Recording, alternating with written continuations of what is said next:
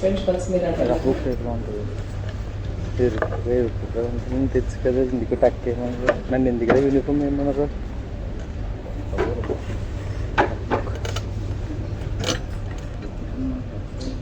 Okay, so what is glycolysis? Breakdown of glucose. Okay, it is the conversion of glucose to pyruvate or lactate. If it is an aerobic condition, it gets converted into pyruvate. If it's an anaerobic condition, it gets converted into lactate with production of energy. So మనం భోజనం ఎందుకు చేస్తాం? Breakfast తిన్నారా అందరూ? ఎందుకు తిన్నారు? Energy కోసం. Exact. So అదే ఎనర్జీ గ్లూకోజ్ ప్రొడ్యూస్ చేస్తుంది. మీ కార్బోహైడ్రేట్ మీరు ఏదైతే తిన్నారో, కార్బ్ డైట్ తినుంటే, ప్రోటీన్ డైట్ తినుంటే, అవి మన బాడీ లోపలికి వెళ్ళిపోయిన తర్వాత డైజెషన్ అండ్ అబ్జార్ప్షన్ అయిపోయిన తర్వాత అవి ఏం చేస్తాయంటే సెల్ లోపలికి వెళ్ళి ఎనర్జీని ప్రొడ్యూస్ చేస్తాయి. And one of the energy producing pathways is glycolysis, in which glucose gets converted into either pyruvate or lactate with the production of energy. So ఎక్కడ జరుగుతుంది ఇది? యూజువల్గా సైటోప్లాజం ఆఫ్ ద సెల్లో జరుగుతుంది. ఓకే, గ్లూకోజ్ ట్రాన్స్పోర్టర్స్ గురించి చదువుకున్నాం కదా. Sodium glucose transporters, GLUT1, GLUT2, GLUT3, GLUT4. Insulin dependent transporter ఏంటి?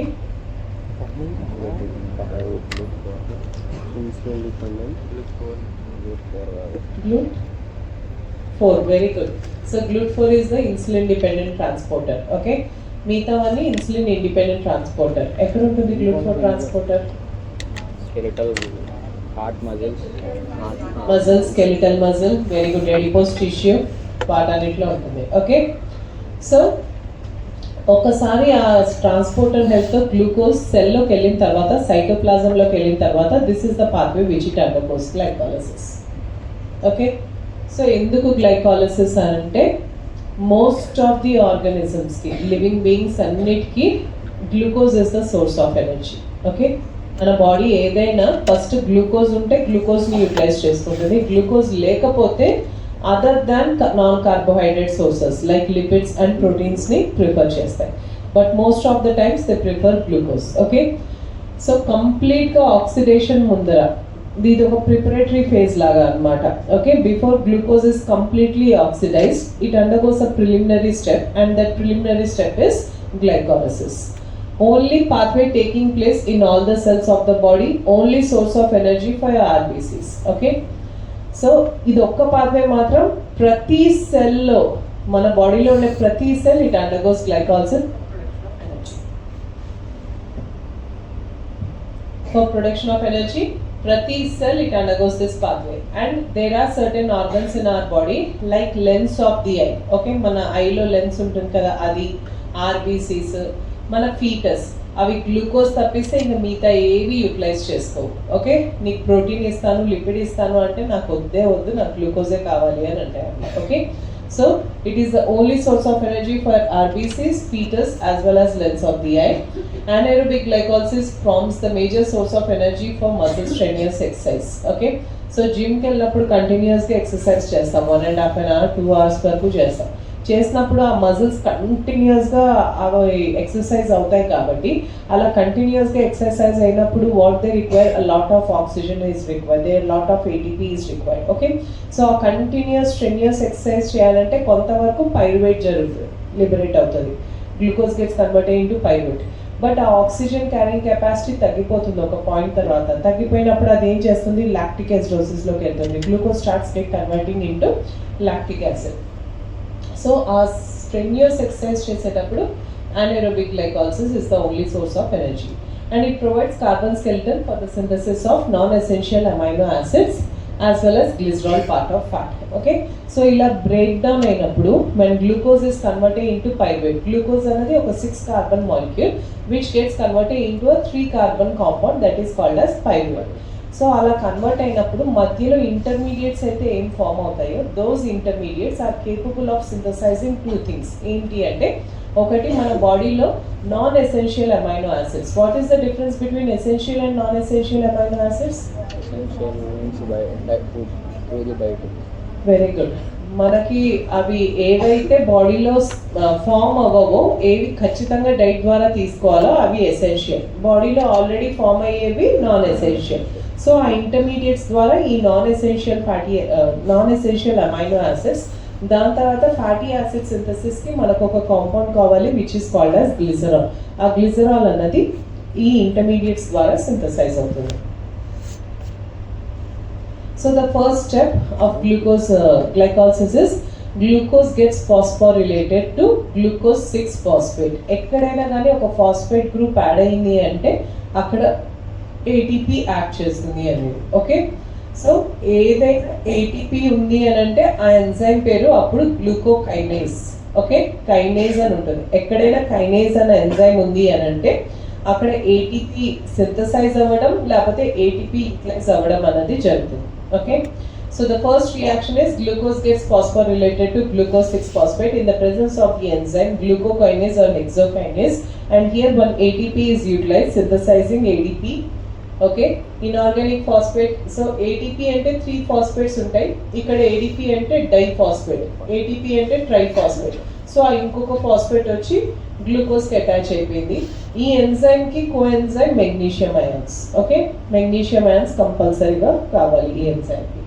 And this step is irreversible step. Okay, ఇది ఒకసారి glucose gets converted to glucose 6-ఫాస్ఫేట్, మళ్ళీ గ్లూకోజ్ 6-ఫాస్ఫేట్ అనేది గ్లూకోజ్ కింద కన్వర్ట్ అవ్వదు. ఓకే, మొత్తం గ్లైకాలసిస్ లో 3 ఇర్రివర్సిబుల్ స్టెప్స్ ఉన్నాయి. Okay, the first step is the irreversible step. Next glucose 6-phosphate gets, okay, so glucokinase or hexokinase and 2 enzymes anna. What is the difference is hexokinase అంటే any hexose మీద act చేస్తుంది. So 6 carbon sugar ఏదైనా కానీ అది act చేస్తుంది. Like glucose మీద act చేస్తుంది, fructose మీద యాక్ట్ చేస్తుంది, మానోజ్ మీద యాక్ట్ చేస్తుంది. గ్లూకోకైనేజ్ అంటే ఓన్లీ గ్లూకోజ్ మీద యాక్ట్ చేస్తుంది. It has high affinity. Okay, it is present in all the tissues. Even when blood glucose is low, glucose is utilised by the bodies. So ఇప్పుడు మన బాడీలో ఏ organs continuous గా work చేస్తాయి? Heart ఒకటి, okay, brain ఒకటి, okay, అలాంటివి చాలా ఉన్నాయి. బట్ యూజువల్గా బాడీ రిలాక్స్ స్టేట్లో ఉండేటప్పుడు పెద్దగా కొన్ని పని చేయాలి. మన స్కెలిటల్ మజిల్స్ రిలాక్స్డ్గా ఉంటాయి. Okay, when you are in a sleep mode or when you are any other relaxed mode, అలాంటప్పుడు అవి గ్లూకోజ్ని యూటిలైజ్ చేసుకోవు. కానీ మన బాడీలో ఇప్పుడు సపోజ్ మీరు నైట్ ఒక 8 o'clockకి డిన్నర్ చేసేసారు. ఓకే, 2 o'clock 3 o'clock అయింది. అప్పుడు ఏమవుతుంది, అప్పటికి గ్లూకోజ్ అంతా యూటిలైజ్ అయిపోతుంది. ఓకే, గ్లూకోజ్ అంతా యూటిలైజ్ అయిపోతుంది. బాడీలో బ్లడ్ గ్లూకోజ్ లెవెల్స్ ఆ టైంలో చాలా తక్కువగా ఉంటాయి. ఆ తక్కువగా ఉన్నప్పుడు కూడా ఆ గ్లూకోజ్ని యూటిలైజ్ చేసుకోవడానికి కొన్ని ఆర్గన్స్ ఉంటాయి. Okay, one of which is heart and brain because they work continuously. So అలాంటప్పుడు even when blood glucose is low, glucose is utilised by the body. అలాంటప్పుడు గ్లూకోజ్ని యూటిలైజ్ చేసుకోవాలంటే హెక్సోకైనేజ్ అనే ఎంజైమ్ కావాలి. Okay, and it is present in all the tissues. Glucokinase వచ్చేటప్పటికి only లివర్లో ఉంటుంది. Low affinity అంటే ఇది ఎప్పుడు యాక్ట్ చేస్తుంది, సారీ, ఇది ఎప్పుడు యాక్ట్ చేస్తుందంటే ఎప్పుడైతే సడన్గా బ్లడ్ గ్లూకోజ్ లెవెల్స్ పెరుగుతాయో, లైక్ తిన్న తర్వాత, తిన్న 1-2 గంటలకి మన బ్లడ్ గ్లూకోజ్ లెవెల్స్ ఇలా షూటప్ అవుతాయి. ఆ టైం అప్పుడు ఈ ఎంజైమ్ వస్తుంది అనమాట.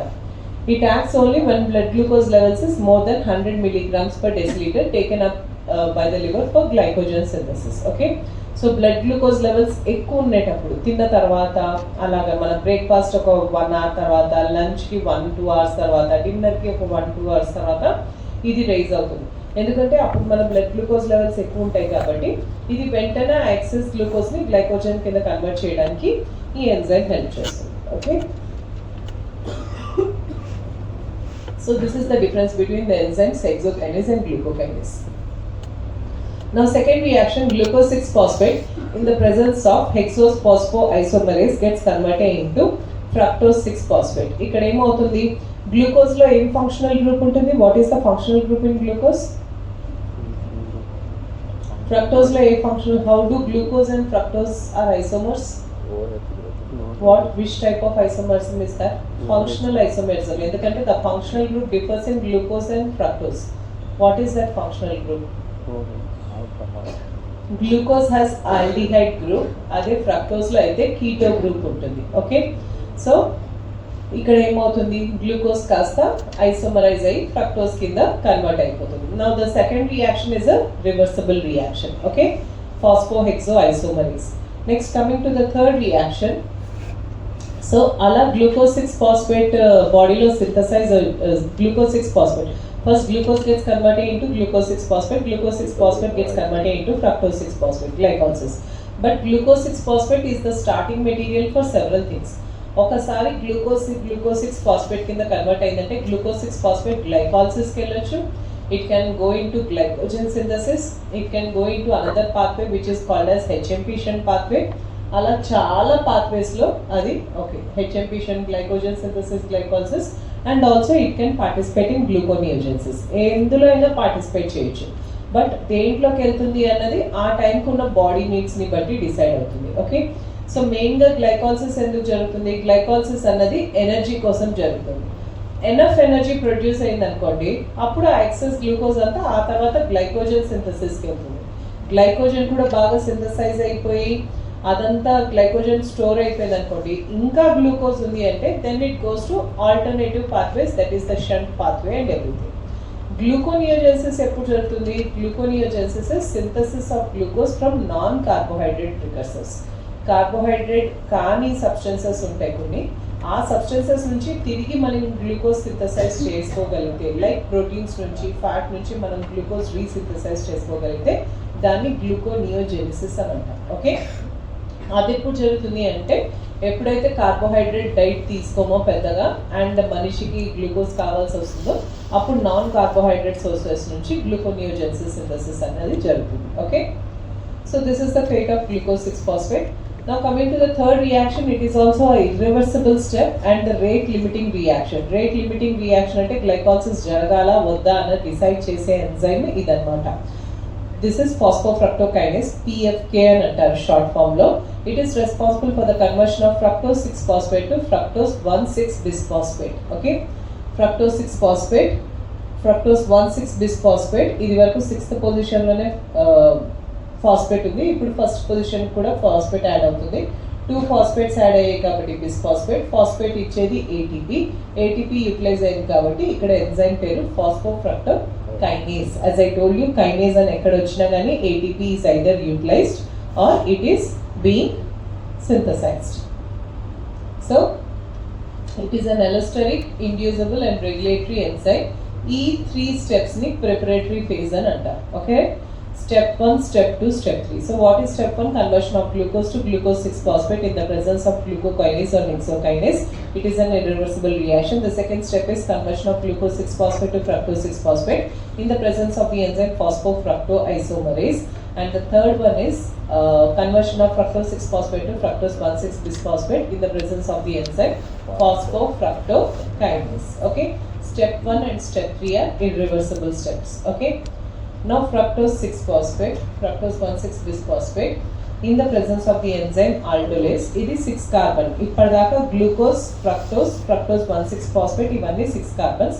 Now ఈ 6 carbon fructose 6 phosphate, it will split into 2 3 carbon molecules. One is glyceraldehyde 3 phosphate, the other one is dihydroxyestrone phosphate. Okay, ఒక molecule of glyceraldehyde 3 phosphate వస్తుంది, ఒక molecule of dihydroxyestrone phosphate అని synthesize అవుతుంది, and the enzyme is aldolase. ఇది మళ్ళీ reversible step. ఈ రెండు 3 carbon compounds. ఈ రెండింటికి తేడా ఏంటంటే ఈ రెండు కూడా ఐసోమర్సే.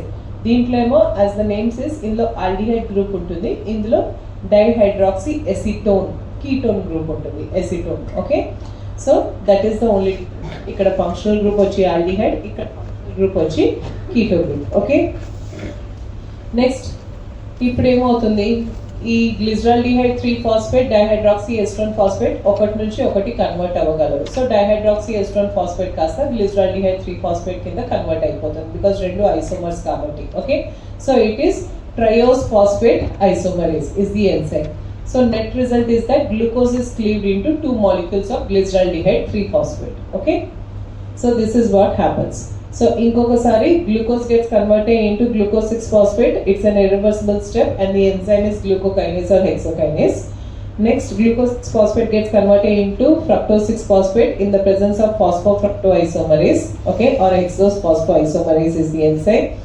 Next, fructose 6-phosphate gets converted into fructose 1,6-bisphosphate in the presence of the enzyme PFK, phosphofructokinase is the enzyme. Okay. In first and third reaction, one ATP is utilized and ADP is synthesized, and both of these reactions require magnesium ions for their activity, because ekkadaina gaani ATP utilize ayi kinase enzyme undi ante akkada magnesium ions they are required as a coenzyme. Okay. Next vachesaki fourth step is fructose 1,6-bisphosphate in the presence of the enzyme aldolase, it gets converted in glyceraldehyde 3-phosphate and dihydroxyestone phosphate, as both are isomers of each other. Dihydroxyestone phosphate gets converted into glyceraldehyde 3-phosphate. So ultimate ga oka glucose molecule nunchi 2 molecules of glyceraldehyde 3-phosphate vastayi. Okay. Now the next reactions anni 2 molecules. Ippudu aa 2 molecules of glyceraldehyde 3-phosphate act chestayi. Okay. This glyceraldehyde 3-phosphate in the presence of glyceraldehyde 3-phosphate dehydrogenase ante దీని నుంచి 2 hydrogens పోతున్నాయి. Okay. dehydrogenase అని ఎక్కడ వచ్చినా కానీ glyceraldehyde 3-phosphate dehydrogenase అంటే glyceraldehyde 3-phosphate నుంచి 2 hydrogens ని తీసేస్తున్నాను. D is removing. Okay. So glyceraldehyde 3-phosphate నుంచి 2 hydrogens తీసేస్తే it becomes 1,3-bisphosphoglycerate. ఓకే. ఆ 2 hydrogens తీయంగానే ఏం తీసుకుంటుంది? NAD అనే కోఎంజైమ్ తీసుకుంటుంది. NAD ఆ 2 hydrogens తీసుకొని it becomes NADH plus H plus. Okay. And the enzyme is glyceraldehyde 3-phosphate dehydrogenase. It is reversible. Product contains high energy bond oxidative phosphorylation. Oxidative phosphorylation అంటే మీకు biological oxidation topic అయిందా? Electron transport chain అవ్వలేదా? Okay. So మామూలుగా మన ATP మన బాడీలో ఎక్కడ సెల్లో ఎక్కడ ప్రొడ్యూస్ అవుతుంది? Mitochondria. The process of synthesizing ATP in mitochondria, it is called as oxidative phosphorylation. Okay. Oxidative phosphorylation లో మీరు చదువుంటారు కదా, FAD and NADH ATP synthesize చేస్తాయి అనేసి కదా. సో NADH ఎన్ని ATP సింథసైజ్ చేస్తుంది? 2.5 కొత్త నామన్క్లేచర్ ప్రకారం ఇట్ ఈస్ 2.5. అదే FADH అయితే 1.5. Okay. So 1 NADH gives rise to 2.5 ATP, 1 FADH gives rise to 1.5 ATP. ఇవి మీరు గుర్తుపెట్టుకోవాలి. ఓకే. సో ఇక్కడ NADH వచ్చింది కదా, ఎన్ని NADH మాలిక్యూల్స్ ఇక్కడ? ఒకటా రెండా?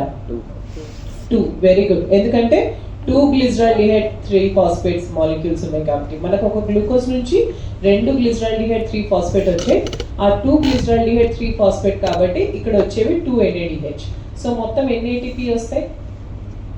ఒక NADH నుంచి 2.5 అయితే 2 NADH నుంచి ఎన్ని ATP? 5 ATP. సో ఈ స్టెప్ లో మనకి 5 ATP సింథసైజ్ అయినట్టు. Okay. So glyceraldehyde 3-phosphate in the presence of glyceraldehyde 3-phosphate dehydrogenase gives rise to 1,3-bisphosphoglycerate. Now 1,3-bisphosphoglycerate becomes 3-phosphoglycerate. Okay, 1,3-bisphosphoglycerate becomes 3-phosphoglycerate.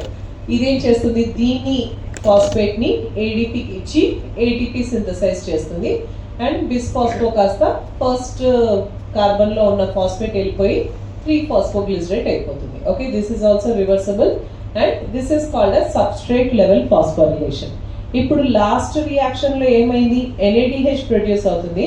ఆ NADH మైటోకాండ్రియాలోకి వెళ్తుంది. మైటోకాండ్రియాలోకి వెళ్ళి oxidative phosphorylation ద్వారా అది ATP produce చేస్తుంది. Okay. What did I tell you? మామూలుగా మన బాడీలో ATP produce అయ్యేది మైటోకాండ్రియాలో. ఆ మైటోకాండ్రియాలో ATP సింథసైజ్ అవ్వడానికి కొన్ని కోఎంజైమ్స్ కావాలి. ఆ కోఎంజైమ్స్ వచ్చేటప్పటికి FAD అండ్ NAD. ఆ కోఎంజైమ్స్ వల్ల ATP ప్రొడ్యూస్ అవుతుంది. ఒకవేళ కోఎంజైమ్స్ ద్వారా ATP ప్రొడ్యూస్ అవుతే మైటోకాండ్రియాలో దాన్ని ఆక్సిడేటివ్ ఫాస్ఫోరిలేషన్ అంటాం. ఇలా రియాక్షన్ లో ఫామ్ అవుతే ATP దీన్ని సబ్స్ట్రేట్ లెవెల్ ఫాస్ఫోరిలేషన్ అని అంటాం. ఓకే. ఆక్సిడేటివ్ ఫాస్ఫోరిలేషన్ అంటే కోఎంజైమ్స్ ద్వారా ATP సింథసైజ్ అవ్వడం which happens in mitochondria. Substrate level phosphorylation అంటే ఒక రియాక్షన్ లో ఒక సబ్స్ట్రేట్ ప్రోడక్ట్ గా ఫామ్ అయ్యేటప్పుడు ఒకవేళ ATP సింథసైజ్ అవుతే దాన్ని సబ్స్ట్రేట్ లెవెల్ ఫాస్ఫోరిలేషన్ అని అంటాం. ఓకే. సో ఈ సబ్స్ట్రేట్ లెవెల్ ఫాస్ఫోరిలేషన్ లో ఇప్పుడు ఇక్కడ ఎన్ని ATP ప్రొడ్యూస్ అయినట్టు? 1 or 2? 2 అని ఎవరన్నారు? Raise your hands. Very good. Why? Yes, because ఏదైనా 2 molecules. Okay, so ఇక్కడ 2,1,3 bisphosphoglycerate is becoming 2 molecules of 3 phosphoglycerate. So 2 molecules of ATP are generated. Okay, so 2 ATP are generated. So ఇందాక step లో 5 ATP వచ్చాయి, ఇప్పుడు ఎన్ని వచ్చాయి? 2 ATP వచ్చాయి. So మొత్తం ఎన్ని ATP ఇక్కడ దాకా? 7. Next reaction 3 phosphoglycerate now becomes 2 phosphoglycerate. Okay, only position change అవుతుంది. థర్డ్ కార్బన్ మీద ఉన్న ఫాస్ఫేట్ కాస్త సెకండ్ కార్బన్ దగ్గరికి వెళ్తుంది. The enzyme is phosphoglyceromutase. Okay, the enzyme is phosphoglyceromutase. Okay, next reaction 2 phosphoglycerate. In the presence of the enzyme enolase, it becomes phosphoenol pyruvate. Okay, so enolase అనే enzyme ద్వారా ఒక water molecule remove అయిపోతుంది 2 phosphoglycerate లో. Okay, దీనికి magnesium ions కావాలి ఈ activity కూడా ఈనోలేస్ కి. ఈనోలేస్ ఎంజైమ్ యాక్ట్ చేయాలంటే కోఎంజైమ్ కింద మెగ్నీషియం అయాన్స్ కావాలి.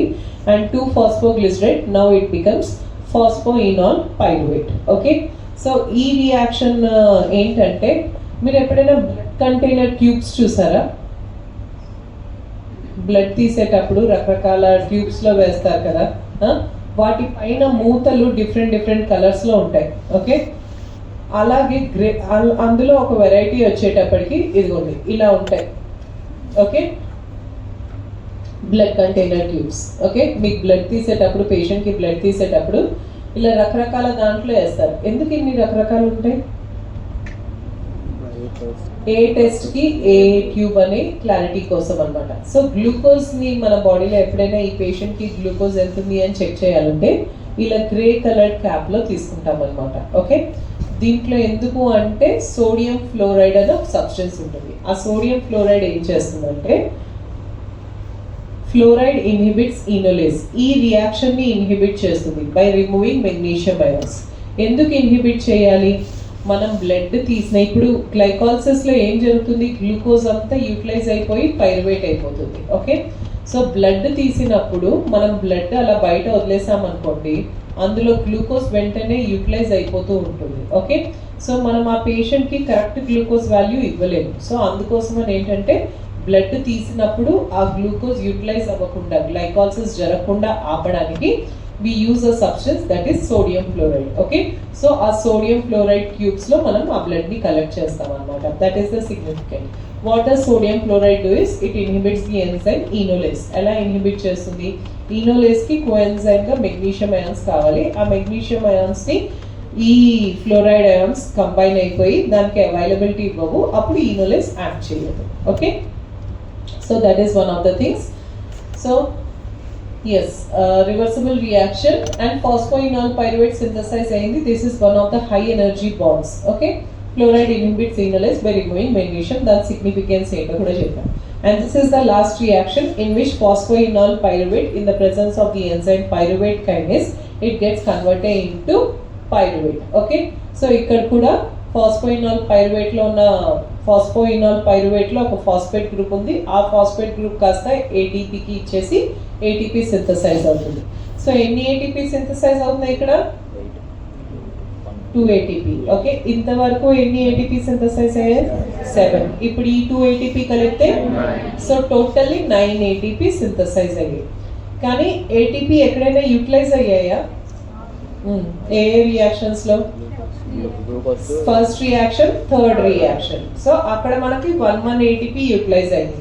సో 9 నుంచి ఆ 2 ATP తీసేస్తే 7 ATP, which is the net energy of glycolysis. So glycolysis, aerobic glycolysis లో ఎన్ని ATP సింథసైజ్ అవుతాయి అంటే totally 7 ATP. Okay, so once again the whole glycolytic pathway I will tell you.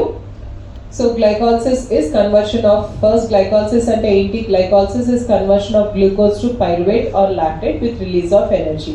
Why this is important?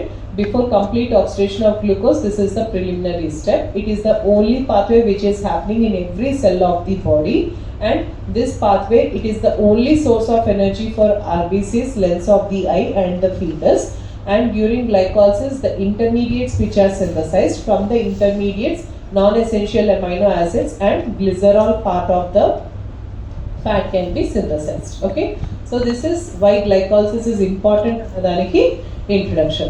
Now coming to the steps of the glycolysis is glucose. First step is glucose gets converted into glucose 6-phosphate in the presence of glucokinase or hexokinase. During this reaction, one ATP molecule is utilized, releasing ADP, and the enzyme requires magnesium ions. So what is the difference between glucokinase and hexokinase? Hexokinase has high affinity for glucose. Even when low amounts of glucose are present, it acts on glucose. Whereas glucokinase and hexokinase, it acts on any 6-carbon compound. It acts on glucose, fructose and mannose, okay, and it is present all the tissues. Glucokinase వచ్చేటప్పటికి only లివర్లో ఉంటుంది, only glucose మీదే act చేస్తుంది. when the blood glucose levels is more than 100 milligrams per deciliter, అప్పుడు మాత్రమే act చేస్తుంది. Okay, it has low affinity for glucose. This is the difference between glucokinase and hexokinase. The second step, glucose 6-phosphate gets converted into fructose 6-phosphate in the presence of hexose phosphoisomerase enzyme. Fructose 6-phosphate, third reaction. Second reaction is reversible, first reaction is irreversible. Third reaction is irreversible reaction in which fructose 6-phosphate gets converted into fructose 1,6-bisphosphate in the presence of phosphofructokinase enzyme. During this reaction also one more ATP is utilized, where ATP becomes ADP, and this reaction also requires magnesium ions for its activity. This is an allosteric, inducible and rate limiting reaction of the glucose. Okay, rate limiting reaction ante ee glycolysis అన్నది జరగాల లేదా అన్నది decide చేసే enzyme ఒకటి ఉంటుంది. Okay, ఆ enzyme అన్నది phosphofructokinase. Next, these 3 steps are called as the preparatory phase. Fructose 6-phosphate then in the presence of the enzyme aldolase splits into 2 3-carbon molecules. One is glyceraldehyde 3-phosphate, the other one is dihydroxyestrone phosphate. Okay, now dihydroxyestrone phosphate again converts back into one more molecule of glyceraldehyde 3-phosphate. So the next reaction starts with 2 molecules of glyceraldehyde 3-phosphate, in which the first is the glyceraldehyde 3-phosphate becomes 1,3-bisphosphoglycerate in the presence of the enzyme phosphoglyceraldehyde 3-phosphate dehydrogenase. Dehydrogenase ante 2 hydrogens are removed, the hydrogens are taken up by NAD and it becomes NADH plus H plus. So 2 NADH వస్తాయి, ఒక్కొక్క NADH నుంచి 2.5 ATP కాబట్టి 2 NADH నుంచి మనకి 5 ATP synthesise అవుతాయి. Okay, now 1,3-bisphosphoglycerate in the presence of the enzyme, here ADP ఒక substrate level phosphorylation జరుగుతుంది. Okay, 1,3-bisphosphoglycerate now becomes 3-phosphoglycerate. Okay, ఇక్కడ వచ్చేటప్పటికి ATP is synthesized, 1 phosphate is given to ADP and ATP is synthesized, substrate level phosphorylation, and the enzyme is phosphoglycerokinase. Okay, because it is a synthesis. Then 3-phosphoglycerate becomes 2-phosphoglycerate, the enzyme is phosphoglyceromutase. 2-phosphoglycerate in the presence of the enzyme enolase gets converted into phosphoenol pyruvate. Okay, so enolase is the enzyme which requires magnesium ions for its activity, and when it gets converted into a high energy bond is formed. Phosphoenol pyruvate is one of the substances which has the high energy phosphates అని కొన్ని ఉంటాయి, అందులో one of the highest energy phosphate is phosphoenol pyruvate. Okay, next this phosphoenol pyruvate gets converted into pyruvate in the presence of the enzyme pyruvate kinase. Here one more ADP is utilized and ATP is synthesized. Okay,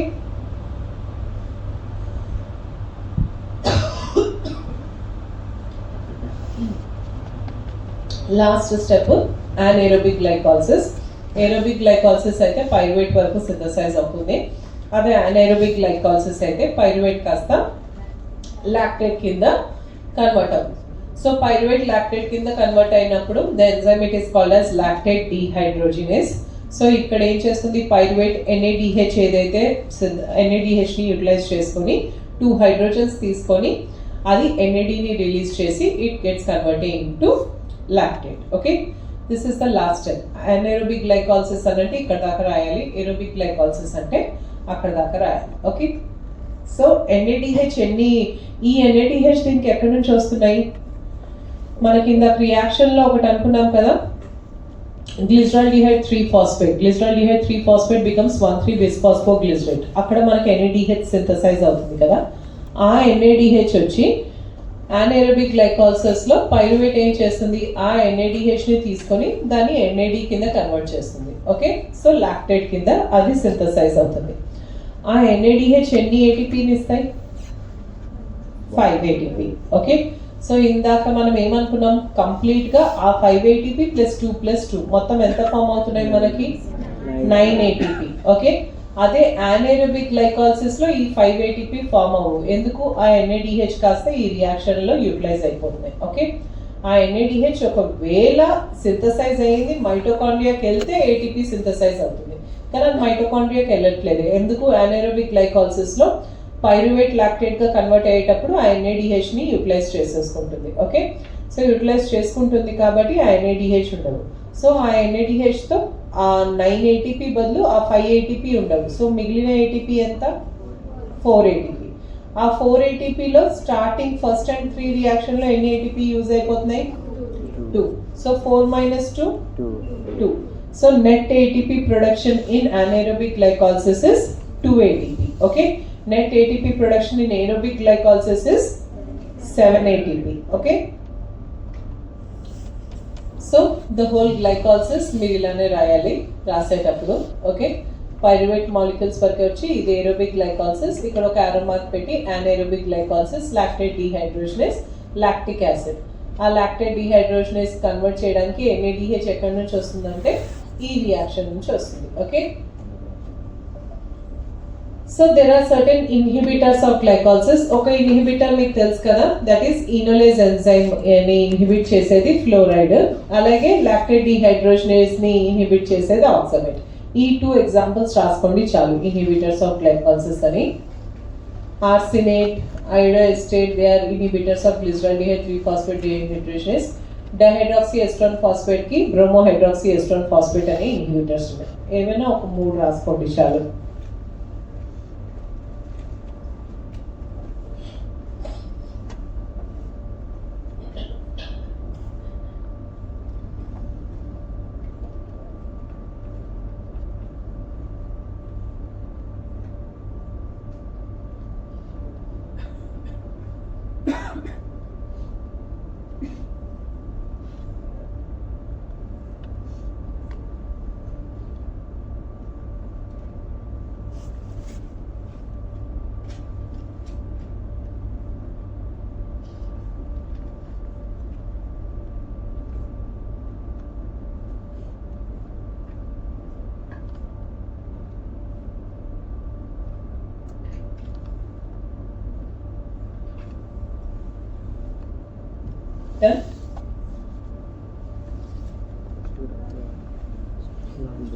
So there are 3 key enzymes. మొత్తం దీంట్లో 3 irreversible steps ఉన్నాయి. The first step where glucose gets converted into glucose 6-phosphate, the enzyme being hexokinase and glucokinase. The third step where fructose 6-phosphate gets converted into fructose 1,3-bisphosphate, the enzyme is phosphofructokinase, which is PFK. And the last step where phosphoenol pyruvate gets converted into pyruvate, pyruvate kinase is the enzyme. Okay, ఈ 3 వచ్చేటప్పటికి key enzymes అంటారు, ఎందుకంటే ఇవన్నీ irreversible steps కాబట్టి. Okay, hexokinase or glucokinase, phosphofructokinase or pyruvate kinase. ఈ 3 irreversible steps కి ఉండే 3 enzymes, they are the key glycolytic enzymes. So 3 irreversible steps of glycolysis is glucose getting converted into glucose 6-phosphate, which is the first step in which glucokinase is the enzyme. Second step is fructose 6-phosphate gets converted into fructose 1,6-bisphosphate, phosphofructokinase is the enzyme. Third step is phosphoenol pyruvate getting converted into pyruvate, pyruvate kinase. Okay, oxidative phosphorylation అన్నది ఒక reaction లో జరుగుతుంది. 2 reactions, substrate level phosphorylation 2 reactions లో ATP ఎక్కడెక్కడ produce అవుతుంది? One is when phosphoenol pyruvate gets converted into pyruvate, అక్కడ ఒక ATP produce అవుతుంది. When 3-phosphoglycerate 1,3-bisphosphoglycerate 3-phosphoglycerate దగ్గర కన్వర్ట్ అయినప్పుడు that produces substrate level phosphorylation. Oxidative phosphorylation is glyceraldehyde 3-phosphate in the presence of NADH produce అవుతుంది కదా, ఆ step glyceraldehyde 3-phosphate getting converted into 1,3-bisphosphoglycerate. ఓకే, సో లాక్టేట్ ఎప్పుడు produce అవుతుంది అన్న దాని గురించి దాని సిగ్నిఫికెన్స్ ఏమవుతుంది అంటే the availability of coenzymes in a cell is limited. Coenzymes అంటే NAD, FAD. యూజువల్గా సెల్లో చాలా తక్కువ కాన్సన్ట్రేషన్లో ఉంటాయి. Okay, so NADH is to be reconverted NAD. This can be done by oxidative phosphorylation. So మామూలుగా అయిన గ్లిసరాల్డిహైడ్ 3-ఫాస్ఫేట్ 1,3-బిస్ఫాస్ఫోగ్లిసరేట్ కింద కన్వర్ట్ అయినప్పుడు మనకి NAD వచ్చి NADH కింద కన్వర్ట్ అవుతుంది. ఈ NADH అప్పుడు వెంటనే with the help of certain carriers మైటోకాండ్రియాలోకి వెళ్ళి మనకి ఆక్సిజన్ మాలిక్యూల్ అన్నది సింథసైజ్ అవుతుంది. ఓకే, అప్పుడే మనకి మైటోకాండ్రియాలో ATP సింథసైజ్ అవుతుంది with the help of this coenzymes and this is called as oxidative phosphorylation. దీన్నే ఆక్సిడేటివ్ ఫాస్ఫోరిలేషన్ అని అంటారు. కానీ మామూలుగా ఈ మైటోకాండ్రియాలో ATP సింథసైజ్ అయినప్పుడు ఆక్సిజన్ కూడా సింథసైజ్ అవుతుంది. ఓకే, వెన్ ATP సింథసైజ్డ్ ఆ టైంలో ఆక్సిజన్ కూడా సింథసైజ్ అవుతుంది. ఓకే, బట్ అదే స్ట్రెన్యూస్గా మజిల్ ఎక్సర్సైజెస్ జిమ్కి వెళ్ళి బాగా ఎక్సర్సైజ్ చేస్తున్నారు అనుకోండి, అప్పుడు ఏమవుతుంది, కంటిన్యూస్ ఎక్సర్సైజ్ చేసేటప్పటికి ఆక్సిజన్ కెపాసిటీ తగ్గుతుంది. సో మైటోకాండ్రియా అప్పుడు అంత ATP ప్రొడ్యూస్ చేయలేదు. ఓకే, బట్ స్టిల్ అలా అని మనం ఎక్సర్సైజ్ ఆపలేము. అప్పుడు ఏమవుతుంది, pyruvate is converted to lactate. అదేం చేస్తుంది, ఈ NADH ఇంకా oxygen carrying capacity mitochondria ATP synthesize చేయలేదు, వేరే విధంగా యూటిలైజ్ చేద్దామని ఇది మైటోకాండ్రియాకి వెళ్ళే బదులు ఇదేం చేస్తుంది, it is utilized by pyruvate to get converted into lactate. So anaerobic glycolysis అలా జరుగుతుంది. ఓకే ఓకే, ఎనర్జెటిక్స్ చెప్పాను కదా. ఫస్ట్ రియాక్షన్ దగ్గర ఏమో హెక్సోకైనేస్ ఒకటి యూటిలైజ్ అయిపోతుంది, U is utilized. Okay, 2 ATP utilize అవుతాయి ఫస్ట్ అండ్ థర్డ్ రియాక్షన్ దగ్గర. ఫస్ట్ రియాక్షన్ ఎంజైమ్ ఏమో హెక్సోకైనేస్, థర్డ్ రియాక్షన్ ఎంజైమ్ ఏమో PFK. దాని తర్వాత ఫిఫ్త్ రియాక్షన్ దగ్గర మనకి NADH ప్రొడ్యూస్ అవుతాయి, 2 NADH కాబట్టి 5 ATP, మళ్ళీ 2 ATP ప్రొడ్యూస్ అవుతాయి, totally 9 ATP, out of which 2 are utilize. So ultimately net ATP production in aerobic glycolysis is 7. Similarly, anaerobic glycolysis it is 2. Okay, ఈ మొత్తం NADH అనేది ఇక్కడ యూటిలైజ్ అవ్వదు, ఎందుకంటే NADH gets converted into is utilized in the conversion of pyruvate to lactate. So అక్కడ utilise అయిపోతుంది కాబట్టి ఇక్కడ ఓన్లీ 2 ATP యూటిలైజ్ అవుతాయి. సో మీకు ఎనర్జెటిక్స్ వాళ్ళు క్వశ్చన్ అడిగేటప్పుడు write down the pathway of glycolysis along with energetics, which is 3 marks. So A reaction దగ్గర ఎంత ATP ప్రొడ్యూస్ అవుతుంది, ఏ రియాక్షన్ దగ్గర ఎంత ATP యూటిలైజ్ అవుతుందని మీరు ఒక టేబుల్ లాగా రాసుకొని అది అక్కడ రాయాలి. ఓకే, మీకు వేస్తే ఇది. సో రెగ్యులేషన్ మామూలుగా దీని గ్లైకాలసిస్ యూజ్ ఏంటి, ఒకటి ATP ప్రొడ్యూస్ చేయడానికి, 2 బిల్డింగ్ బ్లాక్స్. బిల్డింగ్ బ్లాక్స్ అంటే చెప్పాను కదా, దీంట్లో ఇప్పుడు DHAP అన్న ప్రోడక్ట్ ఫామ్ అయింది, DHAP నుంచి గ్లిజరాల్ సింథసిస్ అవుతుంది. ఓకే, DHAP నుంచి non essential amino acid synthesis అవుతాయి. సో కాబట్టి అందుకోసం అనే మధ్యలో చదివేటప్పుడు ద ఇంటర్మీడియట్స్ ఆఫ్ గ్లైకాలసిస్, దీని సిగ్నిఫికెన్స్ ఏంటి, గ్లైకాలసిస్ అంటే intermediates of glycolysis are utilized for the synthesis of non essential amino acids and glycerol part of fat అని అన్నాం కదా. So that is provision of building blocks. So ఎక్కడెక్కడ regulate అవుతుంది అంటే హెక్సోకైనస్, ఫాస్ఫోఫ్రక్టోకైనస్, pyruvate కైనస్. ఇంకొక స్టెప్ ఏంటి, అసలు ఎందుకు గ్లైకాలసిస్ జరుగుతుందంటే బాడీకి ATP కావాలి, ATP కావాల్సి వచ్చినప్పుడు గ్లైకాలసిస్ అవుతుంది. సో ATP కావాలి అనేసి అంటే మామూలుగా ఫీడ్బ్యాక్ ఇన్హిబిషన్ అంటే ఏంటి, ఎంజైమ్స్ టాపిక్ అయిపోయింది కదా. ఫీడ్బ్యాక్ ఇన్హిబిషన్ అంటే ఏంటి బాయ్స్ ఎవరైనా చెప్పండి, what is feedback inhibition? Product inhibition అంటే చెప్పండి. ప్రోడక్ట్ ఇన్హిబిషన్ అంటే గుర్తున్నా చెప్పండి, తప్పైనా సరే నేర్చుకుంటారు కదా.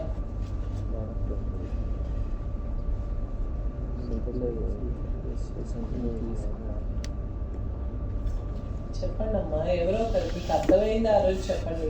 ప్రోడక్ట్ ఇన్హిబిషన్, పోనీ ప్రోడక్ట్ అంటే ఏంటో చెప్పండి.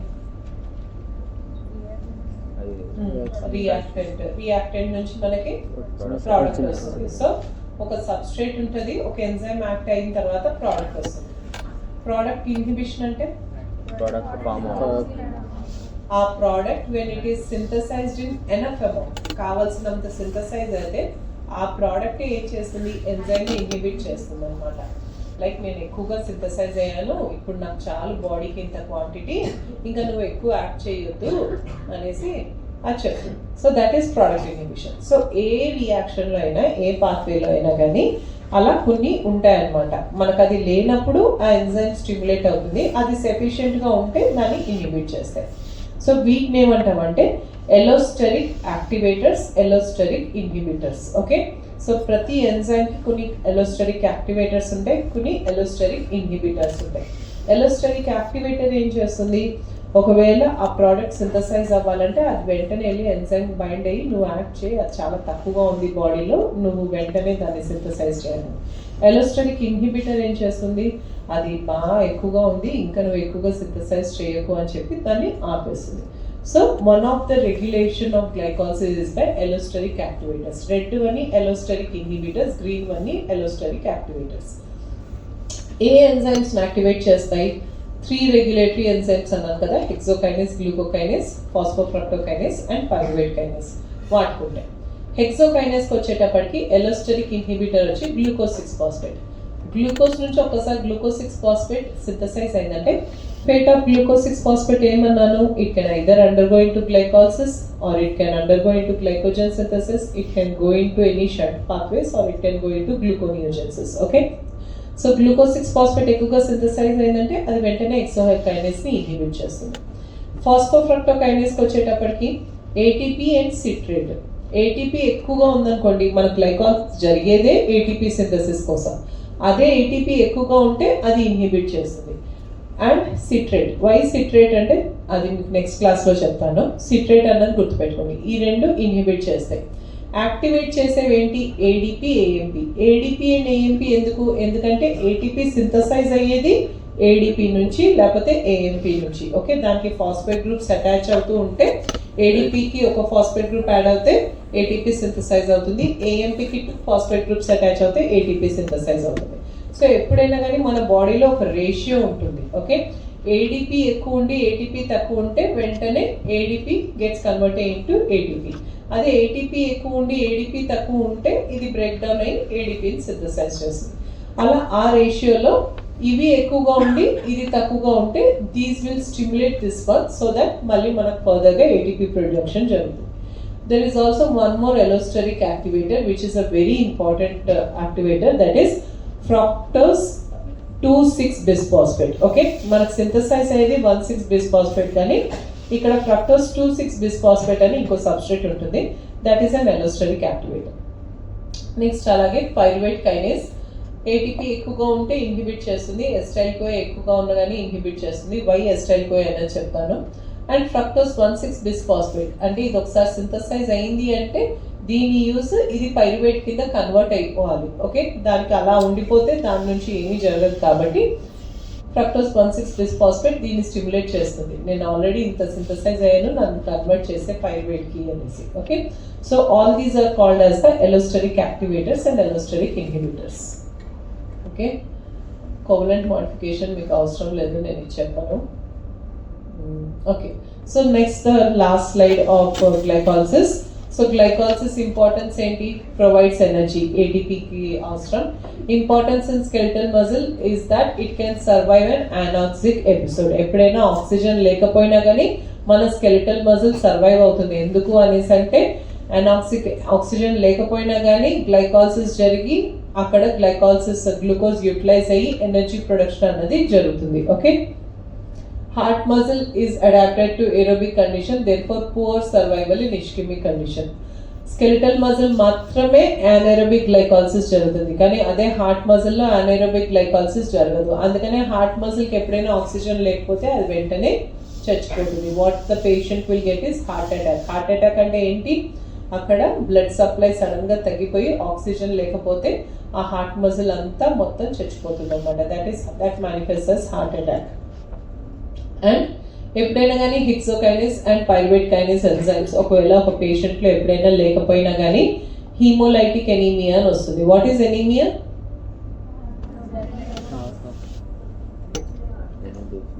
చెప్పమ్మా.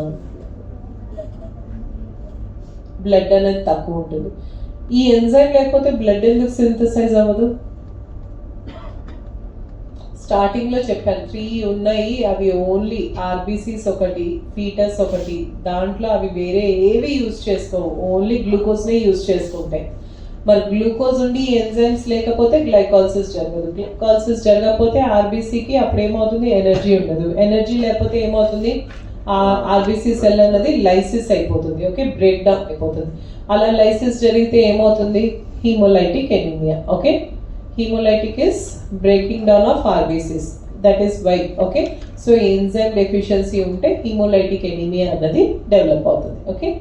So this is the biomedical importance of glycolysis. Adhaminda topic? Thank you.